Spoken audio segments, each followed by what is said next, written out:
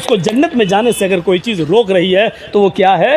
मौत। मौत के अलावा कोई ताकत नहीं जो उसको जन्नत में जाने से रोक सके।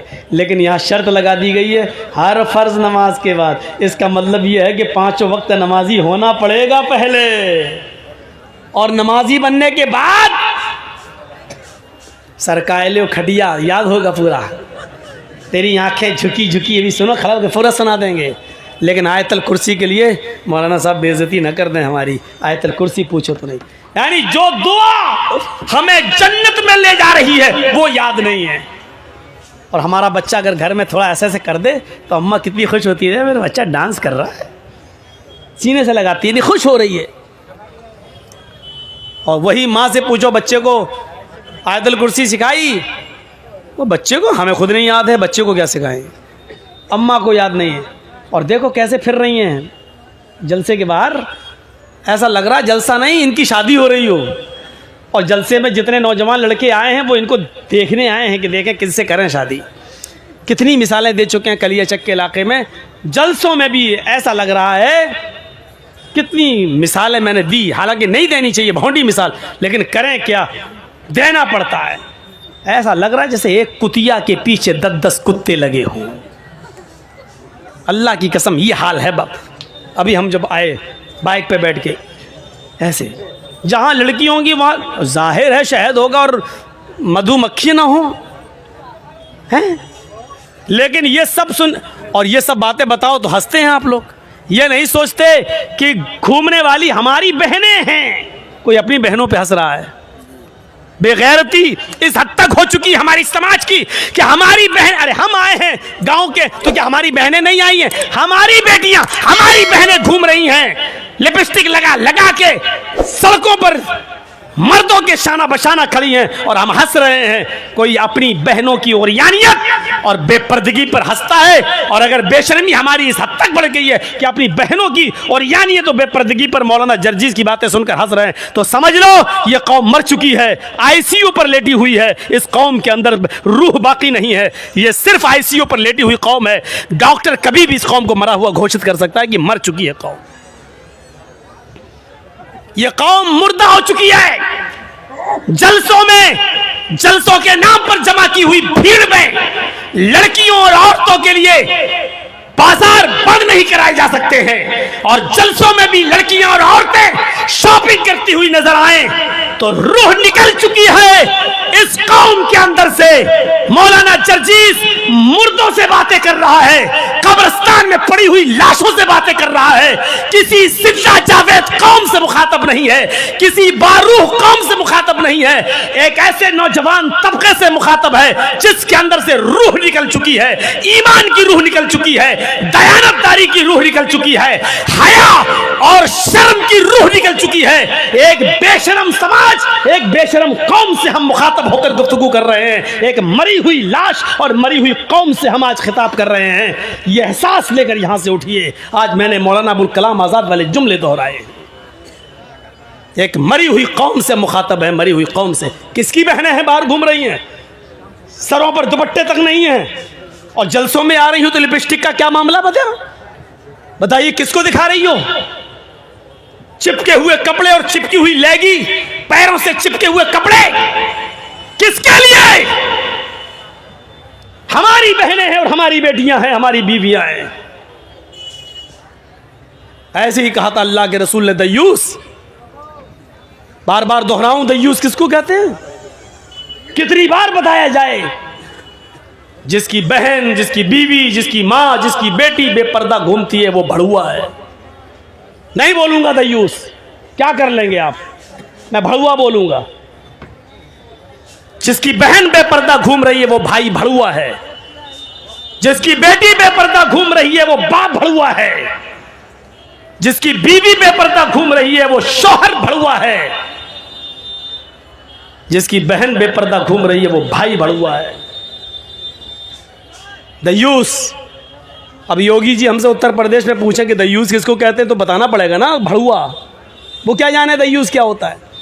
कल मोदी जी पूछ ले मौलाना साहब आपने तकरीर में कहा था कि वो दयूस है, दयूस किसको कहते हैं तो बताना पड़ेगा ना, दयूस किसको कहते हैं? भड़ुआ। इतना बुरा और भड़ुआ किसको कहते हैं मालूम है? वो भी बताऊंगा, सुनना पड़ेगा, तुम्हें नहीं तुम्हारे बाप को भी सुनना पड़ेगा। 2 घंटे 1.5 घंटा यही तो मेरा पावर है, इसके बाद हमारी चलेगी कहाँ? इसके बाद तो हम कहीं बोल ही नहीं पाएंगे, जहाँ बोलेंगे वहीं पिटेंगे। यहाँ ये अथॉरिटी पावर मुझे अल्लाह के नबी ने दिया है, इस्लाम ने दिया, शरीयत ने दिया है। भड़ुआ कहते हैं उसे जिसने अपनी माँ बहन बेटी को चकले पे बिठा दिया हो और उनसे जिना करवा रहा हो और उनकी कमाई खा रहा हो, इसको कहते हैं भड़ुआ। अपनी माँ बहन बेटी बीवी से गलत काम करा के उनकी कमाई को खाने वाला। इतना बुरा जुमला अल्लाह के रसूल ने कहा, जिसकी बहन बेटी बीवी माँ बेपर्दा घूमती है, वो ये है। कोई फर्क नहीं पड़ेगा। मैंने टेबलेट नहीं दी, ऑपरेशन कर दिया, लेकिन कोई फर्क नहीं पड़ेगा। हम जो करते आए वही करेंगे। मन करायतल कुर्सी बाद सलातिल मक्तूबा लम यमनाहु मिन दुखूलिल जन्नति इल्लल मौत। उस आदमी को जन्नत में जाने से सिवाय मौत की और कोई चीज नहीं रोक रही है। ये मेरी माँ बहनें आई हैं, ये भी सुन लें, ये तुम्हारे लिए अलग से 1 डिग्री जन्नत में जाने की। अलमरातु इज़ा सल्लत खम्सहा व सामत शहरहा व अहसनत फरजहा व अतात बालहा फलतदखुल मिन अय्यि अबवाबिल जन्नति शात। इमाम अहमद अपनी मुस्नद में, इमाम बैहक़ी अपनी सुनन में इस हदीस को लाए हैं। गौर से सुनिएगा। अल्लाह के नबी फरमाते हैं, जो औरत 5 वक्त की नमाज पढ़ती हो पाबंदी से, रमज़ान के पूरे महीने के रोज़े रखती हो पाबंदी से, सिवाय उन दिनों के जिन दिनों में अल्लाह ताला ने नमाज औरतों के ऊपर से माफ़ कर दी है और रोज़े को रुख्सत कर दिया है। नमाज तो बाद में वो पूरा नहीं करेगी, लेकिन रोज़ा बाद में पूरा करना पड़ेगा। औरतों को कुछ दिन पीरियड आता है, जिन पीरियड में, जिस पीरियड में, जिस महीने में वो नमाज नहीं पढ़ेंगी। पीरियड किसी औरत को 3 दिन, किसी को 4 दिन, 5 दिन, 7 दिन तक आता है। बहुत सी औरतें ऐसी भी होती हैं कि 15-15 दिन तक भी आ जाता है। तो मैं उस तरह नहीं, जितने दिन जो उसकी आदत है, 3 दिन, 4 दिन, 5 दिन, 6 दिन, आमतौर पे 4-5 दिन होता है। तो मेरे भाइयों, इतने दिन औरतें नमाज नहीं पढ़ेंगी। नमाज ही माफ़ है, जबकि नमाज किसी हाल में माफ़ नहीं है, लेकिन औरतों के ऊपर से उतने दिन की नमाज माफ़ है। ये बाद में जब वो पाक हो जाएंगी, नहा लेंगी, धो लेंगी, तो ये छूटी हुई नमाजें वो नहीं दोहराएंगी, उनको दोबारा नहीं पढ़ना है। जो छूट गई माफ़। और रोज़े के महीने में अगर उनको पीरियड शुरू हो जाए, जैसे मान लीजिए आपके यहाँ 5:30 पर, एक मिसाल दे रहा हूँ, मत कहिएगा कि मौलाना साहब 5:30 ने, हमारे यहाँ तो 6 पे हो रहा है, मिसाल मत दीजिएगा, एक मिसाल दे रहा हूँ। 5:30 बजे अगर आपके यहाँ रोज़ा इफ्तार होता है, 5:30 पे टाइम है, और किसी औरत को 5:25 पर महीना शुरू हो गया, पीरियड शुरू हो गया, तो ये रोज़ा पूरा का पूरा उसका जोड़ा नहीं जाएगा, रोज़ा ख़त्म। सुबह 5 मिनट पहले उसको पीरियड आ गया, 5 मिनट छोड़ो, 2 मिनट पहले आ गया, 1 मिनट पहले आ गया, 5:30 टाइम है, 5:29 पे आ गया उसको पीरियड, तो ये पूरा का पूरा रोज़ा उसका शुमार नहीं होगा। ये रोज़ा उसको नहीं जोड़ना है, इसको बाद में पूरा करेगी और इसके बाद जितने छूट जाएंगे उसको। लेकिन सुबह से शाम तक जो भूखी प्यासी रही, इसका सवाब अल्लाह उसको देगा। ऐसा नहीं कि उसको महरूम कर देगा, सवाब मिलेगा उसको, लेकिन रोज़ा नहीं जोड़ा जाएगा। रोज़ा बाद में पूरा करेगी और जितने रोज़े छूटेंगे इसके अलावा वो भी। तो जो औरत 5 वक्त की नमाज पढ़ती हो और रमज़ान के पूरे महीने के रोज़े रखती हो, वह अहसनत फरजा, और अपनी शर्मगाह की हिफाजत करती हो। शर्मगाह की मैंने बता दिया, शर्मगाह की हिफाजत के 2 माना। एक तो यह है कि कोई औरत अपने शौहर के अलावा किसी और की तरफ नज़र न डाले, किसी औरत किसी दूसरे की शर्मगाह को हासिल न करे। और शर्मगाह का एक दूसरा माना हिफाजत का, मोटे कपड़े, गाढ़े कपड़े, ढीले ढाले कपड़े वो अपने जिस्म पर पहने, जिससे उसके जिस्म का नशेब व फराज और उतार चढ़ाव दिखाई न दे। वो अताअत बालहा, और अपने शौहर की इताअत करती हो। शौहर की इताअत में बहुत सी चीजें शामिल हैं।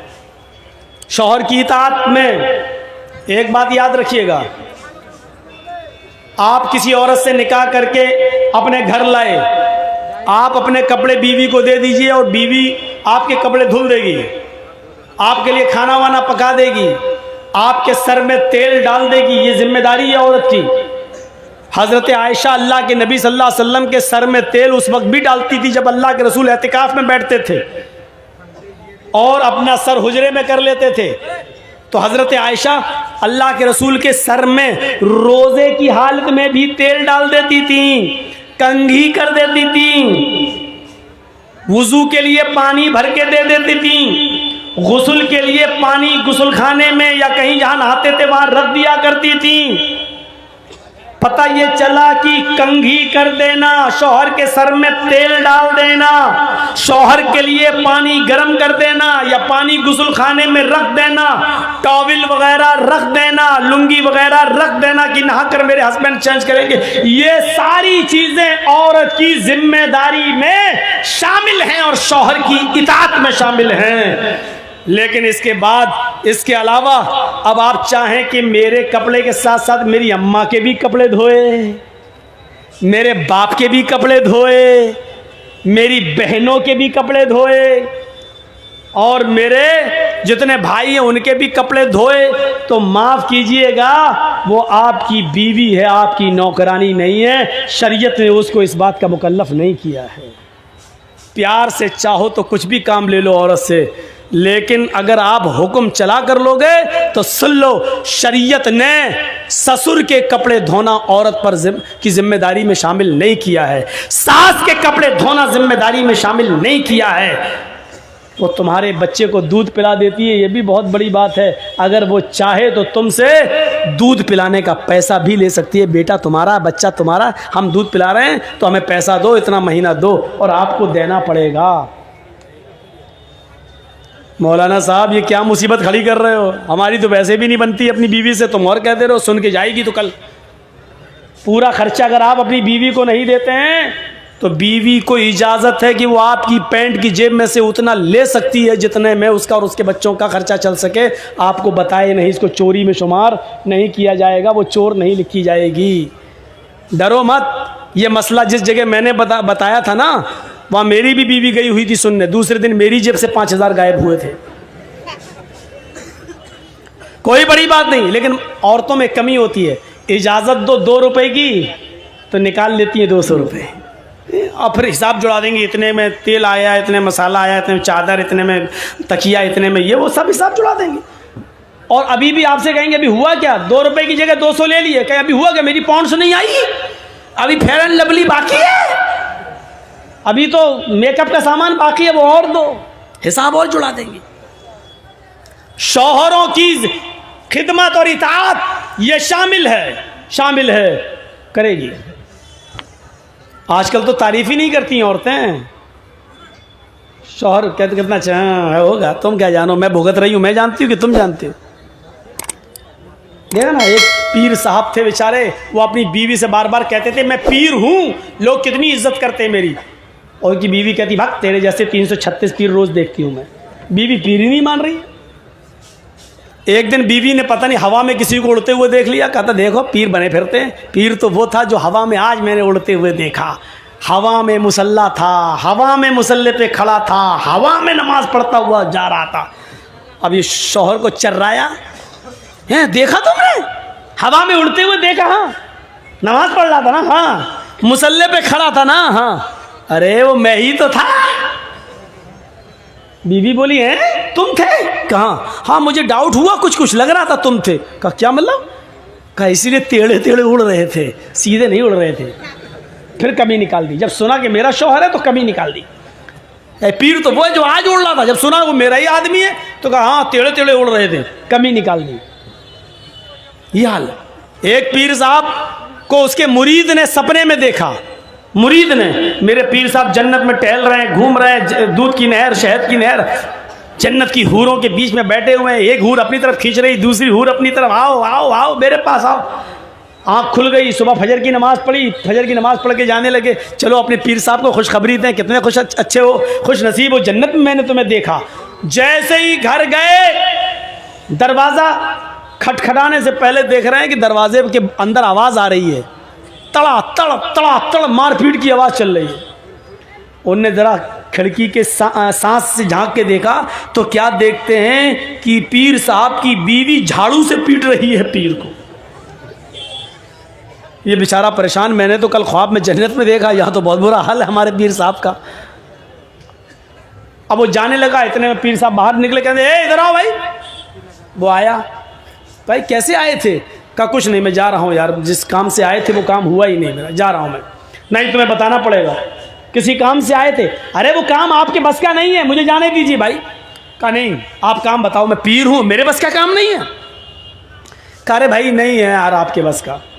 कहा बता रहे हो कि नहीं बता रहे हो? कहा कि आप मजबूर कर रहे हो तो सुनो, कल मैंने रात में ख्वाब में देखा आपको कि आप जन्नत में घूम रहे हैं, जन्नत में टहल रहे हैं, तरह तरह की नियामतें आपके पास मौजूद हैं और जन्नत की 70 हूरों के बीच में आप बैठे हैं। वो खींच रही पहले मेरे पास, वो खींच रही मेरे पास। ये नक्शा देखकर मुझे रश्क आ गया। मैं आपको मुबारकबाद देने आया कि चलो अपने पीर को खुशखबरी सुनाऊं। तो देख रहा हूं कि क्या खुशखबरी सुनाऊं। जो जन्नत में कल आराम से टहल रहा था वो बीवी के हाथ से पिट रहा है, यहाँ पर स्वागत हो रहा है चप्पल झाड़ू से। पीर साहब बोले मेरे भाई तूने जन्नत में जो देखा है कल रात में ख्वाब में, वो बिल्कुल ठीक देखा है, वो मैं ही था। आप थे? अब भी बोल रहा मैं था? खाक थे तुम तो घर में पिट रहे। पीर साहब ने कहा पिट रहे ना, तुम्हें यह नहीं मालूम कि अल्लाह ने मुझे जन्नत दी क्यों है? तुमने रात में जो जन्नत देखी है, जन्नत में मुझे देखा है, वो सही देखा, लेकिन अल्लाह ताला ने जन्नत हमें दी कैसे वो तो पता लगाओ। कहा कैसे? कहा मैं तुम तो आज देखे हो, मैं तो 18 साल से अपनी बीवी की झाड़ू से रोज़ पिटता हूँ, रोज़ पिट रहा हूँ। और अपनी बीवी की मार खाने पर जो हमने सब्र किया है, अल्लाह ने सब्र के बदले में हमें जन्नत दी है। मुरीद कहता है अच्छा ठीक है भाई साहब, आप सब्र ही करते रहिए, जन्नत में जाइए, एक औरत से पिटिए, 70 औरत तुम्हें मिलेंगी, मैं जा रहा हूँ। तो ये औरतों का मैं ये वाक़या बता रहा हूँ, ये वाक़या हकीकत में लिखा हुआ है किताब में, हालांकि फ़र्ज़ी होगा, जिसने भी लिखा है उसने कोई हवाला तो दिया नहीं है, लेकिन मैं ये बताना चाहता हूँ, उसने सिर्फ औरतों के बारे में बताना चाहा कि औरतें आज शौहरों पर इतना जुल्म करती हैं, इतना ये बताना चाह रहा था वो। लेकिन मुझे मालूम है कि फ़र्ज़ी होगा, क्योंकि बीवी से ज़्यादा ये, लेकिन ये सच्चाई है कि बीवी से ज़्यादा शौहर के हालात कोई नहीं जानता। आपकी कमज़ोरी क्या आपकी बीवी जानती होगी। एक बार कोई थे बेचारे, उन्हीं के नाम पे पूरी बरेलवियत का नाम रखा हुआ है। बरेली के एक मस्जिद में तकरीर कर रहे थे वो, और तकरीर करते करते भूल गए।